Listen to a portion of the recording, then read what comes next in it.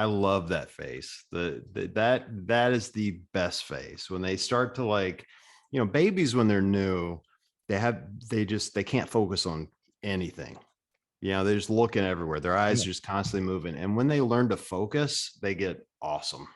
Yeah. So much fun. We're in that stage. There's been like, it really is a surprise because up until now it's been like very much like just do the thing, change the diaper, right, play with them, talk to them, hang out with them a little bit. But it's only really recently, like literally this week, that he has started looking at me and laughing and smiling like he recognizes me and like wants to spend time with me, which is really fun. And I imagine that only gets better and better. Dude, every day it gets better. Every day. And it lasts for a long time. That's the best part. Long time. So you're the first guest. I mean, it's only 3 episodes so far, but you're the first guest that has adult kids. You have a 20-year-old and a 17-year-old. Is that right? Yeah, 20 and 18. Close 20 enough. And 18. Yep. Okay. So you have gone through every stage of parenting and have entered like the I can allow this nest to empty stage if you really wanted to. And I wonder how you would rate yourself as a dad. Like how would you put yourself? Would you give yourself a grading scale, like A to F? What are we looking at here? That's hard to do. It's really hard to do. It's a great question though, because I've never really thought of it in terms like that. I went into parenthood. You got to keep in mind, I got divorced when my kids were 3 and 5. Oh, wow. So I was essentially a single parent for the bulk of their life. Now, to give you a little backstory, I have amazing parents, like really terrific mom and dad in every capacity. And so I went into it with the mindset of like, I want to be the dad I had or the mom I had, both, and they have a great mom. So that has nothing to do with their mother, but I wanted to be that person for them. So I've made sure over this, 15-year period where it's been just me with them, that I've tried to be there for every event in their life. And I mean everything, like all the dumb stuff that you're going to hate. Soccer games, play practice, swim meets, like, track meets, like anything they did, we did. And I've also always tried to be flexible enough to do the things that they wanted to do, even if I didn't really care about them. Meaning like we'll go on road trips and we'll be driving. They'll go, "Oh, can we stop?" And I'm like, "Sure, let's go. Let's stop."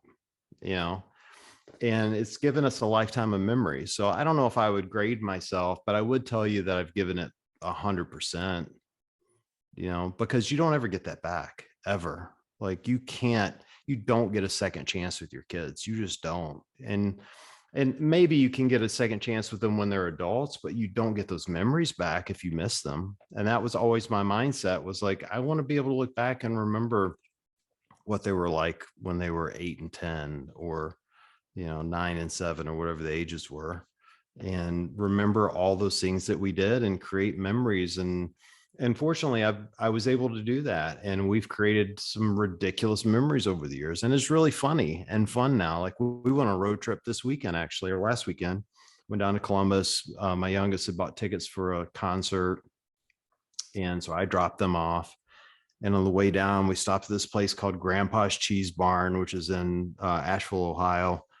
And it's this amazing place that we've stopped half a dozen times, where they sell chocolates and caramels and candies and cheese and you name it, so it's like a dairy farm, and we've been there a number of times because we've made that trip a bunch. And it's just like a memory that we have, and it's an amazing place, and we went down to Columbus and had dinner together and went to their favorite restaurant. And these are just all memories we've created, and we continue to do those things. And I don't know, I could talk about it for hours, but I just think as a parent, you have to do those things because it's the only thing you leave behind. Like money's great, but you don't take it with you, and I want them to be able to remember it.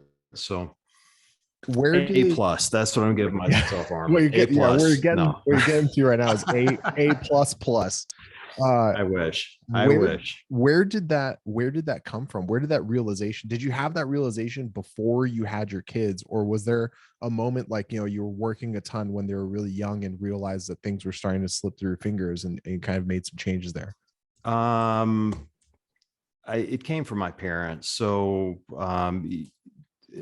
anyone that has followed me or knows my journey has heard of old Roy, my dad, right? Who's a CrossFitter now, and he's ridiculous. But growing up, he was clearly not a CrossFitter. He was a bass fisherman. He was a professional bass fisherman. He was always fishing these tournaments and part of these bass clubs is what they called them, and fishing tournaments all the time. Well, when I was a teenager, he would take me fishing with him constantly, and we would be on the lake all day, every weekend. And when I say all day, I mean we're getting out of bed, dude, at like 3 a.m. and driving for 2.5 hours, and we're on the water before the sun comes up, and we're fishing until the sun comes down. Like, it was ridiculous. And I didn't think anything of it. I was just a young kid, and I think I was in college maybe, or maybe I was, a new adult, newly married. I was at home talking to my mom, and I was looking at all my dad's awards, and he's won more tournaments than I can count. And she's showing me like kind of his list of tournaments, and all the years he had won this club, first or second place every year for years. And then there's this huge gap in between. There's like a 6-year gap where he didn't win anything. And I said to him, like, what the hell happened to dad? Like, he just went and everything, and then he doesn't win anything. And she goes, yeah, those are the years he quit to take you fishing. What the fuck? Right? Like, and it didn't occur to me as a kid, like, you don't even think about those things as a young kid. You just think, well, this is what I'm doing. But he walked away from the thing he loved most, that he was best at, to spend time with me, And so, and it occurred to me then, it's I like, got chills, dude. well, That's incredible. it's true though. And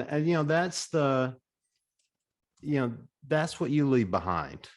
This is what your kids remember. This is what I remember. And so I wanted that for them. And selfishly, I wanted it for me. Like, I remember how great those times were with him. And, keep in mind, I had a lot of great times with my mom too. So it's not like she wasn't around, but, I wanted that for them and for me. And, I feel like I got that, and I'm still getting it. Like, you said, I could be an empty nester. I don't want to be. Like, if I could keep him here for another 10 years, I would. It's a kind of a weird thing.